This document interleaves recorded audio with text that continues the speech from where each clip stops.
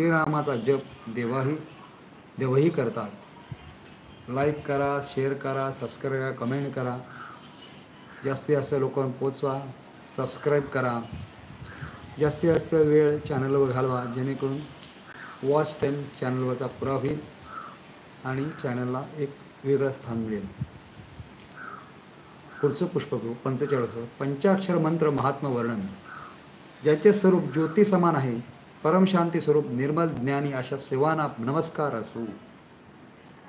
असे म्हणून ऋषी म्हणाले, कृपया त्रिपुरासुरासहिता शिवाचे महात्म्य आपण सांगा. शिव म्हणाले, सर्व यज्ञात, सर्व पुण्यात व सर्व श्रेयात नामयज्ञ म्हणून प्रयोग मानतात. 6 अक्षरे शैव मंत्र परमदिव्य मानतात. षडक्षर मंत्र सर्व मंत्राला प्रधान होय, तर पंचाक्षर मंत्र मुक्ती सिद्धी सर्व काही देतो.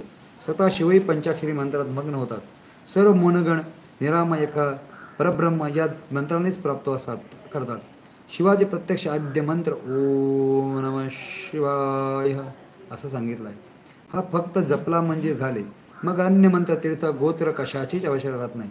या वेदांचा शिरोमणी अविद्या सिंधूचा वाढव होय. या मंत्राचे दीक्षा घ्यावी लागत नाही. होम तर्पण वा अन्य कशाचीही गरज पडत नाही, कारण हा सदा शुद्ध असतो. सद्गुण मंत्र ग्रहण करावा म्हणजे लगेच सिद्धी प्राप्त होते. गुरु हा निर्मल परम शांत साधुवृत्तीचा मितभाषी व काम क्रोध यांना जिंकलेला सदाचरणी असा असावा.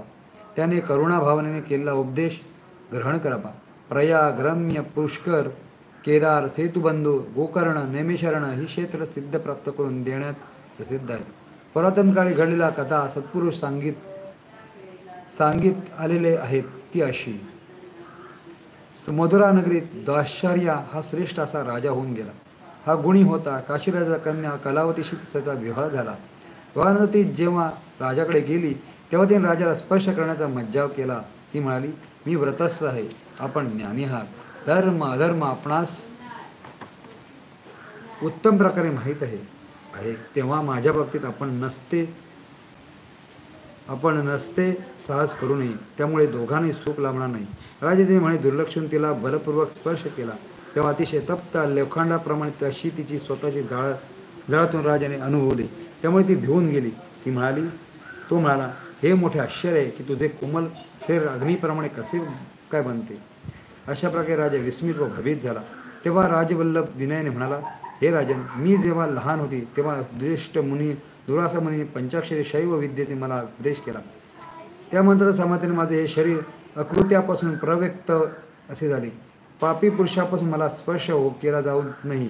हे राजा, आपण तर कुलाटा आणि गणिक इत्यादी उपभोग केला आहे. सदा मदिराच्या स्वाधीन आपण निरत असता. कधी आपण नित्य स्नान करीत नाही. पवित्रपणे आपण कधीही जप करीत नाही. ईशान्य प्रभूचे समाराधन आपण कधी करत नाही. अशा वागण्यामुळे आपण मला स्पर्श करण्यास अयोग्य आहात. राजा तिला म्हणाला, तर मग परशुंभ शैव पंचाक्षरी मंत्र किंवा तुझे ती विद्या मला दे, म्हणजे माझे पाप नाहीसे होतील. यावर राणी हसून म्हणाली, नात्याने आपण माझे गुरु